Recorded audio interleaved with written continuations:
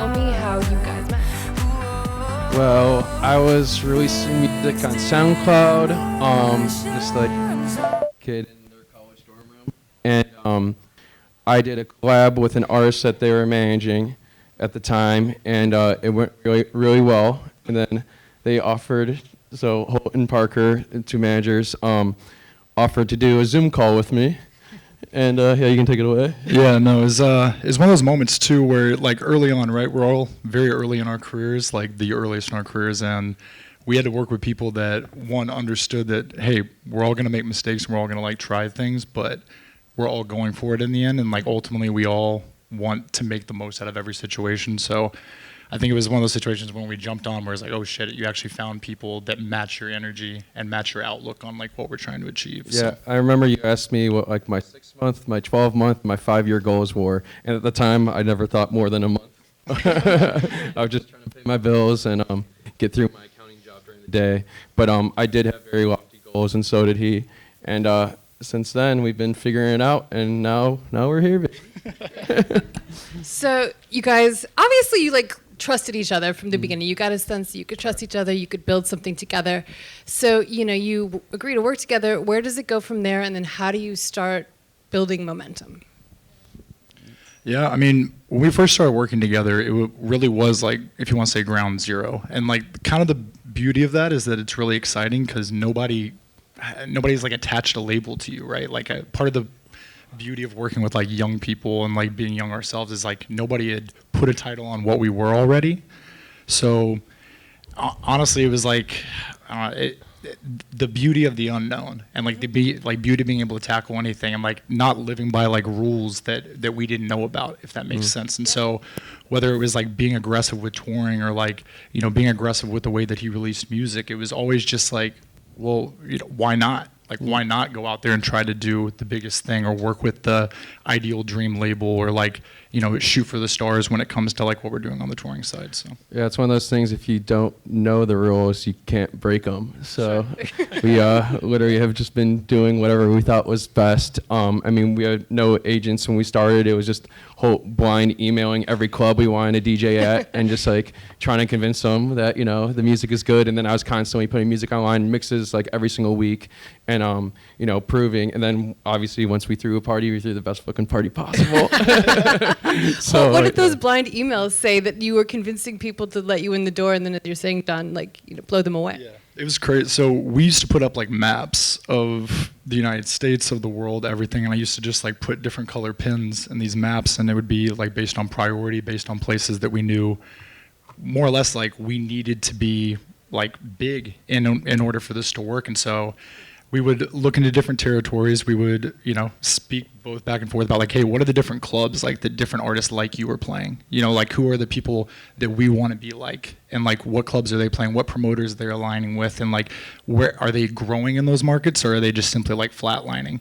Because at the end of the day, you want to be working with people that ultimately you're playing like your 4th, 5th, 6th show with them down the road, and like these are the same people betting on you to make it to those places. So it was finding the right people to align with and work with, but like you said, it was really just cold emails, because at the end of the day, like we only had what we had, and like we were building every day, but so much of it was like self-build. Like we've always talked about like building standalone value and having value that he can take and like go out there with, because like at the end of the day, if you're just giving your value to other people, you're never building anything by yourself. But long story short, like everything was cold, because same way with like releasing music, like sending music out to people, it was like, we want to be playing that club, cool. We can't wait for them to find us. Like we have to get in touch with them right now, let them know what we're doing, and like let them know what the plan is. So. And we like made our own little one sheet and everything too, right? Our basic graphic design skills really came to use. There's not a single thing that we haven't grassroots. It's probably the way to put it. Cool. So. And so, John, musically at that time, what were you doing? What were you pulling from? And sort of like, how were you creating the foundation with the music to build this thing? I was very involved in like the house and techno underground scene, and tech house was really popping up at the time. This is like before Fisher. This is kind of 2015, 2016, when the Dirty Bird sound was really popping off. And I was just really inspired by all different facets of it. But Chicago has its roots in house music. That's where house music's invented. And I really was inspired by like Green Velvet, Relief Records, and that kind of sound too. And then it's crazy that I'm working with these guys and stuff nowadays. But yeah, just kind of being part of an underground house movement and just building and building upon it and just never giving up. And we never thought we were ever able to really capitalize off of it. Like, it wasn't making music for streams or anything. That was never the purpose. Touring has always like been our number one priority. And yeah, it's been crazy how it's gotten here. I mean, the first parties I was doing was like, I would just go to festivals and do like throw our own pre-party for it and just like post about it online. Or like go to like Dirty Bird Camp. It was a festival and I would play like all the after party Renegade sets. I did that at Electric Forest every year. And I still do those Renegade sets. There's no money or anything. It's just for the love of the game. So when did you know that you had something going that people wanted to be a part of? Like, when did agents start reaching out? What were the shows that you were like, okay, this is working? I'd say, funny enough, it was in the middle of when we were booking. Like, I booked his first tour, like 30 dates ourselves. It was right around the time that he was exiting his job. And I remember it was like we had that moment where like, okay, you're leaving work, like now this is what you depend on for money. Like, we've got to be everywhere. Like, we've got to put a legit tour together and we've got to like show that you're a legit artist. And so we had like 30 different stops that were out there. And I remember thinking to myself, like, you know, I feel like once people see it catch on is when people are going to start coming in. And so right about like halfway through that tour is when we started getting the original like agent conversations. But like this was not like big agents were coming to us. It was like the first agency we ever worked with was Bullet and Ravi Durga over there. And like, honestly, it was other grassroots people that, you know, had success, but like, you know, John was very much an underground act. So in terms of the agencies that were reaching out initially, it was some great people, but it wasn't like big time agencies or anything like that. But it was, you know, the first time where we were like, this is serious and like people are taking us seriously. Yeah, and you really have to put yourself out there online because, we booked like 20 dates, let's say, and then we did a 20-date flyer online. I posted it on Instagram, Twitter, everything, and then I think everyone in the industry is following every move of every artist. I mean, I have, you know, my own record label, and I'm just constantly trying to find the new song, the new talent.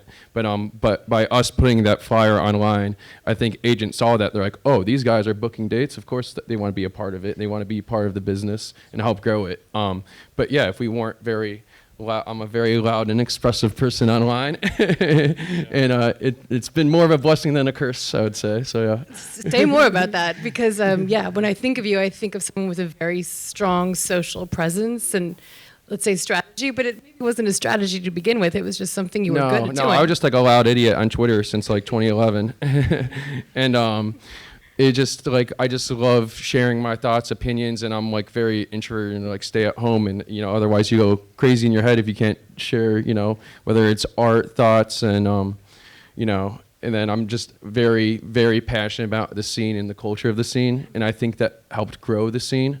And then, you know, that's why we have Experts Only, is to help put on new artists and make it even bigger and better. And Holt, I'm wondering for you, like, you saw that John is just naturally a person that's loud on social media and good at it, you know, just like engaging. Was that something for you that you thought, okay, we can use this, or did you just kind of let him go? So honestly, I love that he's loud and brash. Like, obviously, you know, within reason. Like, we talk things, we talk things through a lot more than everybody probably thinks. But like, we were inspired by artists that are loud, like that are brash, that like spoke their minds and like told us what they were about. And so at the end of the day, like, why would I ever want to take that away from somebody? Like, part of why, you know, I come from like basketball, and like part of what I loved about certain athletes was like the way that they approached things. It wasn't just like the way they could shoot. It was like their approach, their mindset. And so for me, it's like, you know, you fall in love with artists not just because of like the music they make, but it's like because of the art of like their personality and like what they bring. And so I've never wanted to be somebody that like halted that for him. Like, I want to have conversations and obviously get better at like, you know, hey, why are we doing that? What's the intent here? But at the end of the day, like, if somebody can't speak their mind and you take that away from them, that's not true art. And he's an incredible, not just business manager, but people manager too, where if I'm very like emotional about something and we have long conversations and stuff, and you can, you know, talk me off the edge on things. But, you know, we're always talking about the business and what we think. And then when I have an epiphany, I'll be like, I'm going to tweet this. You fine with that? The final filter is Holt. Okay, so this is building. And, you know, by 2019, you know, I was hearing your name a lot. and then the pandemic. How did you pivot? Was there a particular strategy of how we're going to keep the momentum going, or what did those conversations look like? The strategy was that, I guess I'll tell my strategy and then how you went about it, is that I just knew that the whole world was online because everyone was stuck at home. So I was just doing streams every single day, posting every single day, sharing my music, sharing the process of how music was made, doing YouTube tutorials, just being involved in every facet of this business possible, where I think a lot of artists and stuff took it as a time to, relax and see their families for once. And but because, I was living in my mom's basement at the time. Shout out Tamara in the crowd.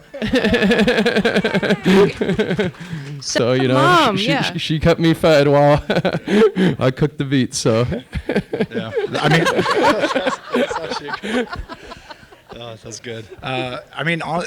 We always talk about COVID was kind of like the great reset. It's like anybody who was leaning, or I hate to put it like this, but like anybody who was being lazy and leaning on touring, and that was their entire career, like not putting out great music, not putting out great art, but like just leaning on the fact that they could tour, didn't have that to lean on anymore, didn't have that crutch. So it more or less reset the industry. And like John said, everybody was chronically online. But I remember Parker and myself, we hopped on, like the first day was, we were about to go to Miami Music Week. And that was like, we were all very hopeful. Oh, that was like the week that things. And we were still hopeful it would happen. And Parker and I were probably talking like every day, like, are we going to go? Are we going to get to go?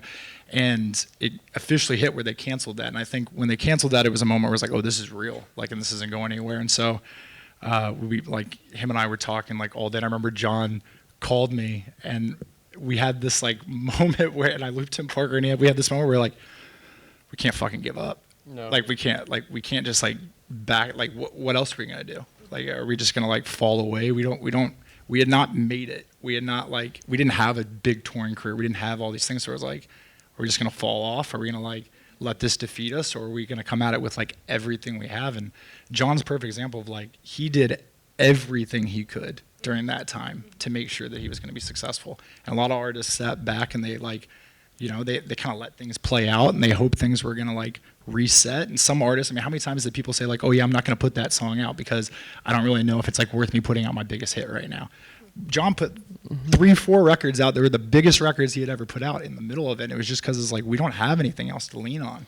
Like, we got to make this happen. So it was a lot of conversations where it was like, we had to look ourselves in the mirror and be like, okay, we haven't done it yet.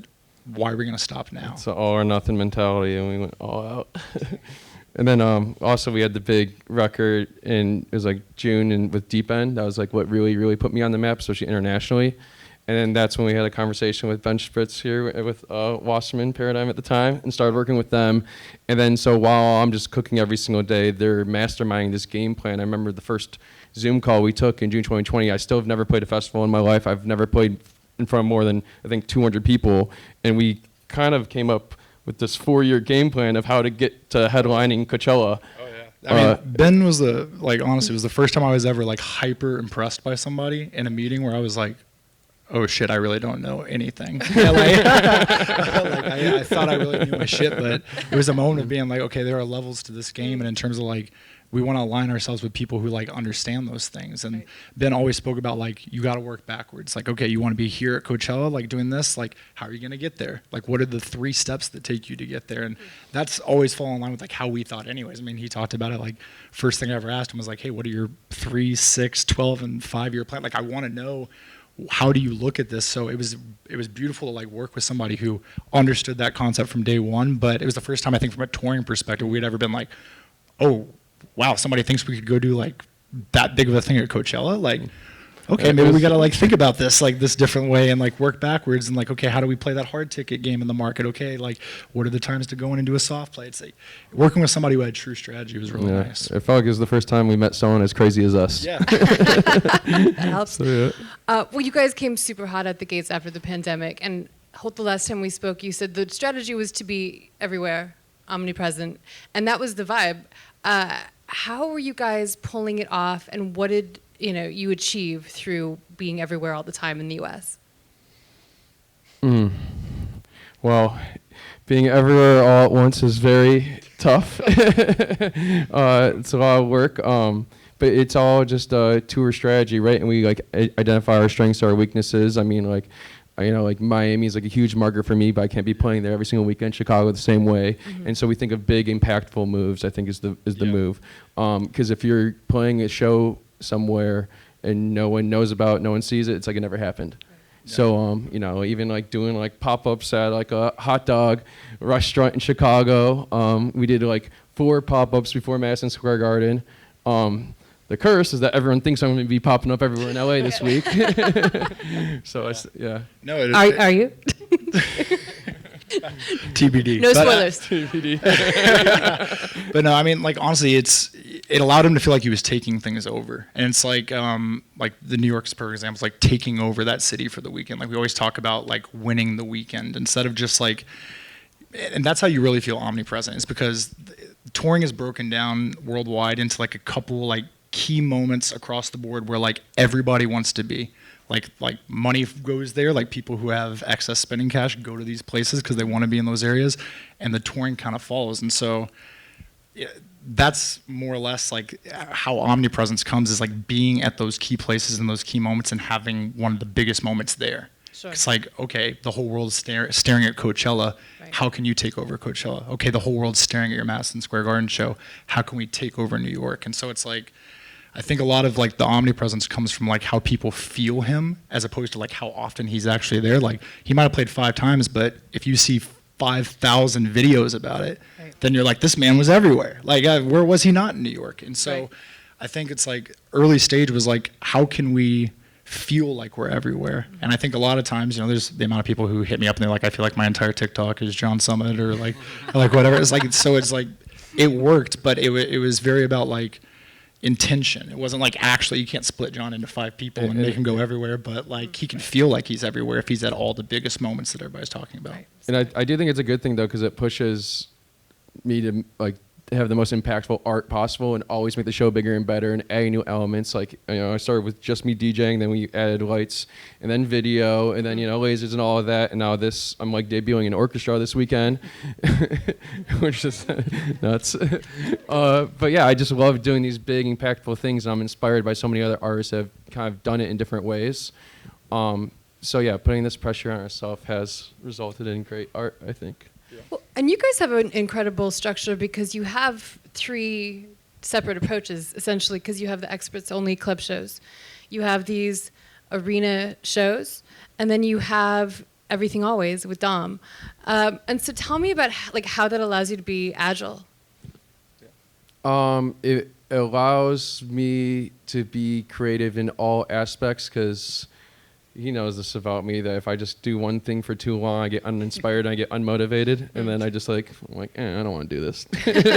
But then me and Dom, we hate playing different sets at the festival, and we're good buddies, and we talk all the time. So we're just like, let's just do our own thing, and it just allows us to work creatively together and actually collaborate on things. It's no different than Hollywood or anything when they have multiple good actors in a film or something, where I just love collaborating with other artists. And Experts Only is just amazing too, because we can have so many people on it, help promote other people's records that aren't mine, so it makes me feel less selfish. I don't know. Yeah, no, I mean, honestly, it gives John 3 different offerings too that he gets to bring experience wise, because he loves experience. I don't know another person that cares more about how everybody else felt about the show.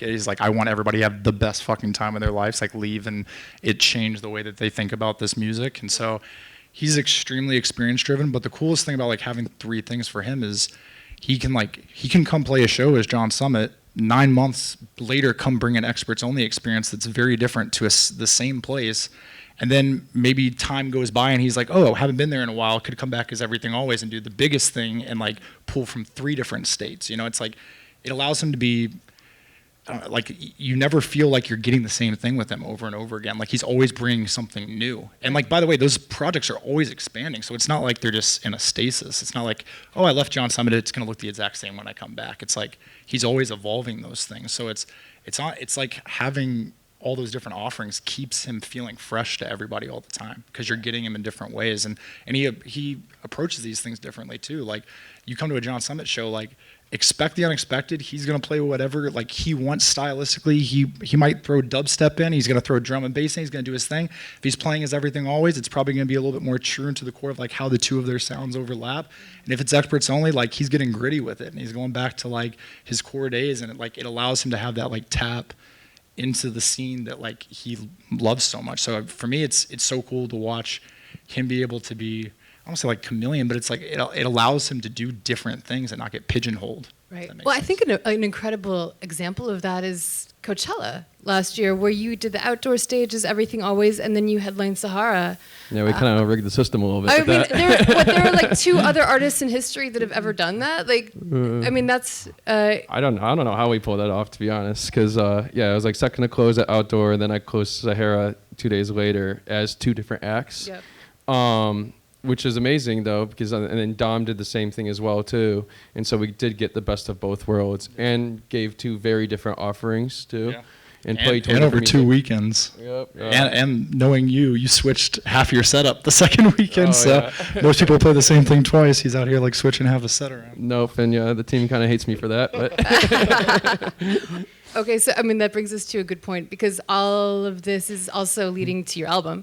yes. Which came out this year. So how do you pull that off when you're touring as you have been, and then you're also putting together this collection of tracks that are incredible, and I imagine took a lot of time to make? Oh yeah. So that the whole album was written last November when I took time off, but in reality did like 25 sessions, 25 days in London, and it was very nonstop. But once the music is written and all the vocals recorded and all of that, for me it's just producing, and that's what I do 24/7 on the road. That's what I was doing 2 hours ago in my hotel room, and then everything's in the box. So it was not easy, and I'm gonna try to take a little more time off this next year.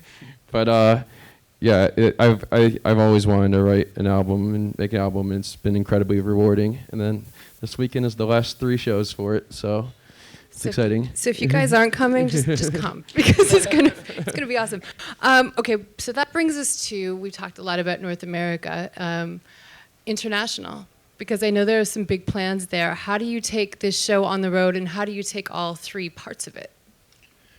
I'd say from like our international approach is, it's an unusual thing that happened to John, which is a good thing, is that things grew so quickly in North America that you couldn't like not keep building, but in certain respects, or like in the years to come, especially next year, like people are going to see, 50% of our business move to like international touring. And a lot of that's just because we've always had goals internationally, whether that was like different things like Ibiza, or like playing the right festivals in Europe, or like even having the right headline moments in those like key cities overseas, whether that's Amsterdam, London, or those different places. And so I long term, it's like we want to be able to bring the same level that he's bringing over here. Like, he's already shown that he can do that, and musically it all translates. So for us, a lot of it is just like putting the priority in. Like, I don't think there's a person that I've been around that when they put more effort into something, they see more result. So it's like, if he puts effort into like a city and says like, hey, I'm here, I'm like in all these different places, like you get to experience me, it pays off. So for him, I think a lot of the strategy is just like, now that he has that availability in his schedule, we're planning those big like tentpole moments, but he has availability, like his presence is going to bring a lot with it too. So just like naturally being there in these places, meeting these people, and like being around, like they get to feel that like magnetic personality, and like then that's when people really get drawn to him. So and international is just very tough in electronic music, where it's like Germany might be very techno, UK is very garage, and D&B, and then Ibiza is very kind of Ibiza kind of style tech house, where it just every city and country has its own scene where artistically it's very challenging. Well, that's super interesting. Like, how do you feel like you have to change what you're doing based on where you are, or do you just bring what you do to each place? So that's where I think songwriting really comes into play, that I can change the productions for the song, but if the song, it's like having like I have this record, Palm in My Hands, it's like this Rainy Day Liquid D&B track, but we kind of, then Odd Mob, this very talented producer who lives in LA, made like a very festival banger version of it. So then, because I wasn't ever able to play it at festivals, then I played at EDC this past weekend and it absolutely went off. Right. So I think kind of changing around the production for songs and adapting, but then also, staying true to yourself. I'm not like an open format DJ. So it's like, it feels like it at times about how many different records I play. But, yeah, and then it's just all about building relationships with promoters out there. It's a very relationship-driven business, and showing how much you care and how much you want to put in your efforts, I guess, to it. Yeah. Holt, you said something interesting the last time we spoke. With John's music is an entry point for people getting into dance, and obviously you play many different styles. But like, what do you have to say about it being kind of a door in for people? So the beauty of like John's project is that like, because he's so known, but he's like, he makes an authentic sound. Like that's why like, the underground resonates so much with what he does too, is it's because like he does have an authentic core self and like an authentic sound. And so I guess for me, it's like